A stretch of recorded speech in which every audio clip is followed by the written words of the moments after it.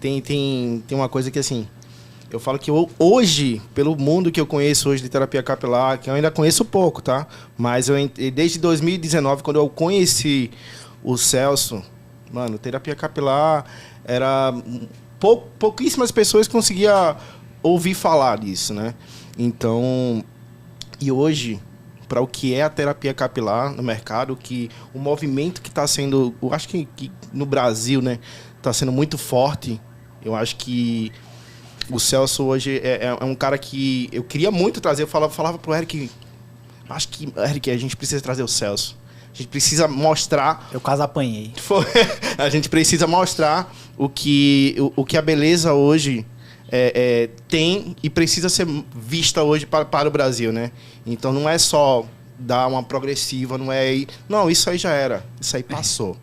E quando ele falou, nós estamos negociando para levar o Celso, eu gritava no salão, eu tenho que ir! Então, eu acho que hoje, Celso, o que te levou... essa pergunta eu queria fazer há muito tempo. O que te levou hoje tentar mudar esse segmento da beleza com a terapia capilar? Cara, é uma pergunta que traduz um pouco do que foi a história da construção de muitas coisas que estão na mesa aqui hoje, né? A Dani falou da Academia Brasileira de Tricologia, a Dani falou de Granda, você citou muito aí o mercado da educação de uma forma geral.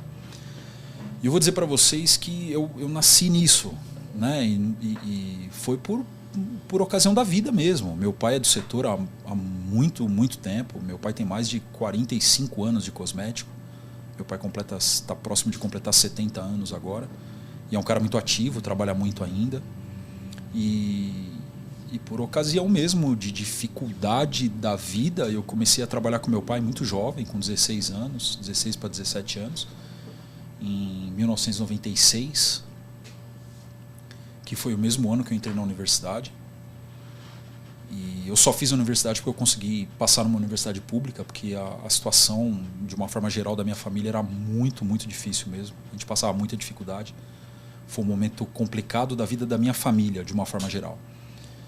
E eu comecei a entrar no cosmético. E fui indo, e as coisas foram caminhando. Eu comecei na rua como entregador. Eu dirigia sem carta, porque só tinha um entregador na empresa, no caso eu. Então era eu mesmo, era o que tinha para aquela época, né? E eu fazia, ajudava da forma que eu podia. E a coisa foi desenvolvendo e eu, na sequência, comecei a estudar química e fui me apaixonando, fui vendo, fui aprendendo, fui conhecendo gente. E num determinado momento que a Granda já existia, a Granda é do dia 13 de maio de 2000, nasceu num evento bonito no Maxud Plaza, aqui em São Paulo, no Dia das Mães. E eu me lembro que naquele dia eu corri para levar os produtos que tinham acabado de ficar prontos, a caixa estava quente ainda. E a gente tinha 7 produtos. E foi o meu primeiro trabalho de desenvolvimento cosmético. Eu tinha 21 anos de idade, exatamente. Eu tinha acabado de me formar. E ali começou uma jornada na cosmetologia, no aprendizado, na construção de conhecimento. E num determinado momento, alguns anos depois, apareceu o formol na vida do cosmético brasileiro. Isso acabou ganhando o mundo, né? O Brasil levou muita coisa boa para o mundo através da estrada da beleza. Mas isso foi um efeito colateral, foi uma coisa muito ruim. Isso se espalhou pelo mundo, pelas mãos do Brasil, infelizmente. E eu sempre fui muito contra, eu sempre fui muito ciente. A minha principal linha de estudo sempre foi a parte de modificadores de fibras e de modificadores de formas e texturas de cabelo. Então eu estudo alisamento desde muito cedo. Toda a forma de transformar o cabelo para liso, para ondulado. Então eu era muito ligado nessa área do setor e eu sabia o que era legal, o que não era. E quando eu comecei a perceber o quanto aquilo de fato era perigoso e fazia mal, eu comecei a lutar contra. E esse foi um momento muito difícil, muito complicado da minha vida. Você tava surfando contra a onda ali. Cara, eu cheguei a ouvir... Era a onda vindo aqui e você totalmente ao contrário. Eu cheguei a ouvir das pessoas que eram mais próximas de mim coisas do tipo. Então quer dizer que tá todo mundo errado e só você tá certo. E foi muito doloroso. Foi muito doloroso. Mas num determinado momento, eu entendi que não adiantava reclamar da dor. Precisava procurar saída. E eu enxerguei 2 opções de saída. Falei, a gente tem 2 coisas para fazer. Porque eu entendia que tinha que olhar para frente, tinha que olhar para o futuro. E nesse momento da minha vida, eu acho que eu aprendi a olhar e fui praticando e refinando meus olhos para enxergar o futuro. Porque olhar o futuro é difícil. É difícil olhar o futuro, você não sabe o que vai acontecer, é difícil prever, é difícil trabalhar a favor daquilo que você acredita num período de tão longo prazo. Então, quando eu comecei a ver a quantidade de coisa que estava acontecendo ruim, eu pensei comigo, bom, num futuro muito próximo, 5 anos, 6 anos, 7 anos, 10 anos, a quantidade de gente doente vai ser uma coisa desproporcional e absurda. A gente precisa construir o remédio e a pessoa que vai usar o remédio. A quantidade de médico que existe no Brasil e a quantidade de médico naquela época que estudava cabelo era muito pouca. Diferente de hoje. Hoje a gente tem uma classe médica, um grupo de dermatologistas e de enfermeiros, de fisioterapeutas, de tanta gente, de biomédicos, de farmacêuticos, de tanta gente da área de saúde que estuda cabelo, que é uma coisa absurda. O Brasil hoje é o maior mercado do mundo quando a gente fala de terapia capilar e de tricologia por causa disso.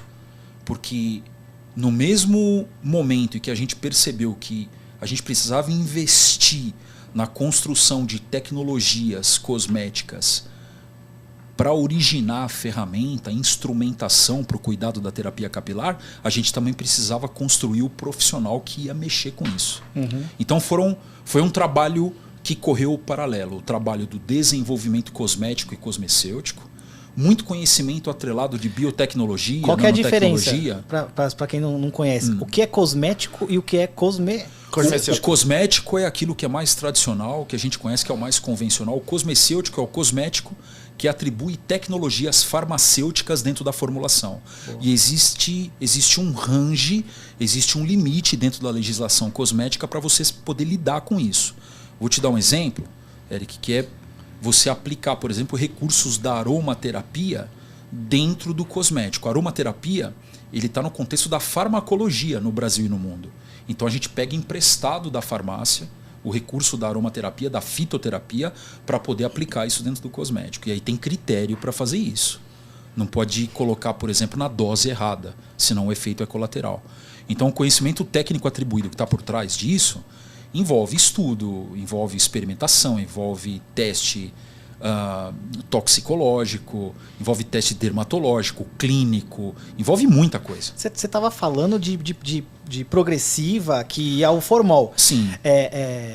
Só para ver se é mito o que eu escutei uma vez de um amigo meu. Dizem que quando você usa uma progressiva, tem a progressiva com formol e tem progressivas com ácidos. Sim. Né? E quando você esquenta a progressiva, a de ácido ali, ela vira tão nociva quanto a de formol. É verdade isso? É meio verdade, porque o problema do prejuízo causado pelo ácido do glioxílico vai além do pouco formol que ele libera pelo impacto do calor. O problema está muito antes e ele é muito mais grave e talvez seja injusto, quero que o pessoal não interprete mal o que eu vou falar, mas o ácido glioxílico é muitas vezes mais perigoso do que formol. Mas muitas vezes mais. Não só para o couro cabeludo, como para a fibra. E o que eu estou te falando não é nenhuma novidade. Não é nenhuma novidade. Isso é uma notícia um pouco velha até, que a Anvisa demorou para receber todos os estudos e quando recebeu e percebeu o tamanho do problema de fato, começou a que já tinha se alastrado, aí ela acabou com as brechas que existiam. Então hoje nós tivemos agora em 2020, em junho de 2020, a RDC 409, que é a legislação técnica da Anvisa, que proíbe em definitivo qualquer tipo de aplicação do recurso do ácido glioxílico ou qualquer derivação ou mistura dele. Ou seja, não tem mais brecha.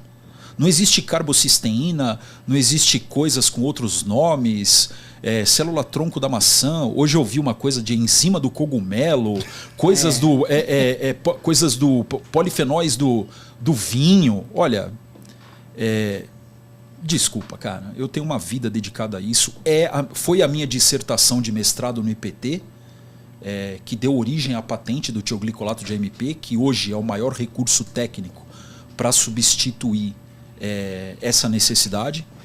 E é o meu tema de mestrado na Unesp, na Faculdade de Farmácia em Araraquara. Minha coordenadora é a Chung Manchin, uma pesquisadora lendária do meio. A gente tem um grupo de estudo que é atrelado à Academia Brasileira de Tricologia, com outros 4 profissionais, com 4 linhas de pesquisas diferentes, pesquisando outras 3 tecnologias além do tioglicolato de AMP. Então, eu era muito amarrado com isso. Mas voltando lá na pergunta, lá atrás, quando eu decidi a linha, foi uma ocasião de entender que primeiro a gente precisava criar um recurso que substituísse o formol e o ácido. Porque a pessoa fala, tá, Celso, eu não vou usar isso, eu vou usar o quê então? E isso me provocava, eu falava, cara, a gente precisa encontrar uma saída. A gente precisa alisar com outra coisa que possa. Então, um trabalho foi esse. O primeiro grande trabalho foi procurar construir a ferramenta. E aí entrou a história do tioglicolato de AMP, que o ano que vem completa 10 anos de tecnologia. Essa tecnologia foi compartilhada com uma empresa na Alemanha, a Bruno Bock, de Hamburgo, que foi a empresa que inventou o tioglicolato de amônio em 1932. E hoje tem relaxamento ainda que a barbeirada usa aí, tricolato de amônia, tricolato de Tem, soja. é um mecanismo bem convencional. Isso é usado no mundo inteiro, incluindo as multinacionais, L'Oréal, Wella, Schwarzkopf, as maiores do mundo. Prejudica mais ou não? Não. Isso é, quando bem gerenciado, quando bem controlado, é muito seguro. É que tem alguns componentes que não são compatíveis. Então, quando se fala de tio de AMP, a compatibilidade dele é um pouco, assim, é maior, tudo de acordo com a saúde do fio. Exato. Né? Uhum. Por favor, me é bem corrija isso. sempre. É bem isso, Dani. Tá certíssimo. Não é? Então, eu fiz aqui algumas anotações e eu sempre grifo o tioglicolato de AMP, porque isso daqui é o que vai mudar o mercado, realmente. É uma patente da Granda? É uma patente. A entrada dessa patente foi feita em 2012 no INPI. Demorou 7 anos para a gente cumprir todos os ciclos até ter a carta final de homologação definitiva da patente. Toda a patente dura 20 anos, né? A gente já tem... o ano que vem completa 10 anos. Sim. De trabalho.